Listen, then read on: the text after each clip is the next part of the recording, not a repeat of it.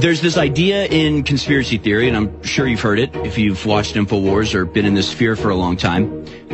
It's sort of a form of predictive programming, but the idea is that these groups, these satanic occult groups, have to tell you what they're going to do before they do it in some form of ritualistic cleansing of their guilt. That by telling you what they're going to do, they therefore can do it with impunity. This is an aspect of the ritualistic process, where you have to let people know by signs or symbols or predictive programming stuff in TV. I think what it has to do with is, as we know, abuse or control of an individual or a small group like a cult or a nation. You can use the same techniques to a person as you can to a nation. And it has to do with getting the person to go along with their own abuse, to be a participant in their own abuse. And by getting the person that you're abusing, that you're controlling, to think that they're actually responsible for it, to think that it's their fault, then they become an accomplice as well as a victim to you.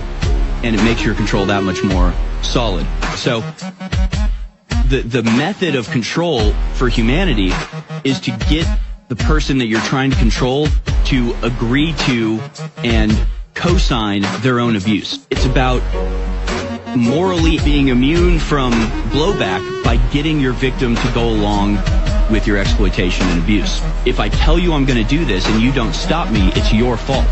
You can't blame me. I told you I was going to do this. So this is 1968 on BBC. This is a year before the fake moon landing. They fucking told everybody. This is called Newsbenders from 1968. This wasn't made by a bunch of truthers. This is the fucking BBC. Told you this. And you still did it. You're going to make this happen? No. We're going to make models much cheaper. Then we photograph the models. Fake newsreels? Fake newsreels. For the past 10 years, people have been looking at our fake newsreels and listening to our fake commentaries. And they accept it for the truth. And you can do it. Stop 100 people in the street. How many of them have actually seen a missile or a satellite? They're just told they exist and they believe it. Yes, you're getting there. I knew you would. You didn't really believe there were all these things whizzing about up there, did you? Sputniks and rockets. Astronauts crossing their legs for 8 days. How long has this been going on? Since Hiroshima. And the H-bomb, you mean, that doesn't work either? Right. Dirty. Very, very dirty. What was your first reaction? Relief. Oh, yes. Yes, it has to be. Relief. You say you can put out what pictures you like on television. Doesn't anybody try to stop you? No, nobody wants to. 99.386% of the population wouldn't believe this conversation. And the rest are working for us. They're the top minds, the really responsible people. Scare an ostrich, buries its head in the sand. You scare a hedgehog, it rolls itself up into a ball. When a woman's frightened, she goes out and buys herself a hat. You mean you scare us so that we'll buy more, so that money moves quicker, production moves up? We don't say scare when we talk about human beings. We say threaten them emotionally.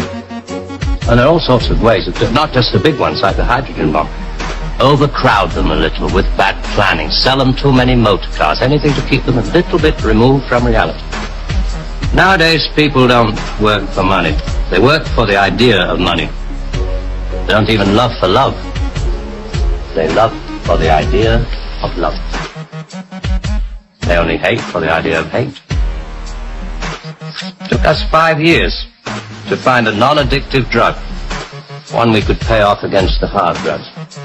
LSD. You marketed that? Oh, yes, of course. And for a very good reason. Some of these protest movements are getting a little bit too close to the mark. LSD gave them nice little hallucinations. Made them talk like 3-year-olds. Throw flowers at policemen. Politicians are easy to control. The grosser mentality boys who like to be photographed getting in and out of Daimlers in Whitehall. They come right at the bottom of our organization. A few rungs up the ladder, there are the people in the top secret factories. Just those in a position to know they're making weapons that don't really work. There must come a time when somebody wants to use one of those weapons. I mean, somebody is standing there with a finger on the button. Well, that's the beauty of it. Nobody presses the button. Just who the hell are you? It's obvious, isn't it? Just very few of the top people in communications in every major country in the world. Not everybody can be a robot polisher. If I tell you I'm going to do this and you don't stop me, it's your fault. You can't blame me. I told you I was going to do